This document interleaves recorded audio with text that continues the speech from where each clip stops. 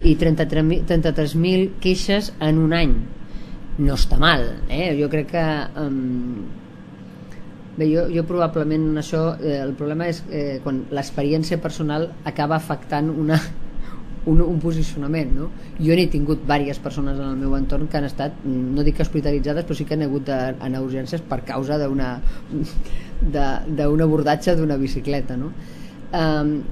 Jo crec que jo que he viscut a diverses ciutats de bicicleta, no? A Bolònia, a Florència, en una part de Roma en la que es podia anar en bicicleta, jo crec que aquesta no és una ciutat per bicicletes. Aquesta és la meva opinió des del punt de vista de la seva idiosincràsia personal. En canvi és una ciutat per motocicletes.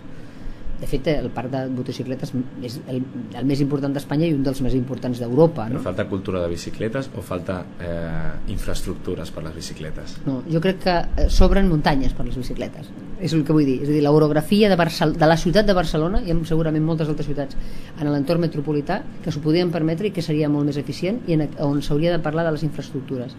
En el nostre entorn és molt complicat, i això ho veiem en el que està passant. És a dir, les bicicletes quan estan a dalt les agafa la gent per baixar cap al mar, però quan estan al mar ningú vol pujar. És a dir, que està contínuament a l'Ajuntament pujant bicicletes perquè la gent torni a baixar. Home, el que dèiem de la cultura de l'esforç, pujar amb la bicicleta no li agrada quasi bé a ningú. Això no nega que la bicicleta sigui un esport magnífic i que tant de bo que poguéssim substituir en bé dels pulmons i de la vida ciutadana més energia mecànica en comptes d'energia feta amb el petroli.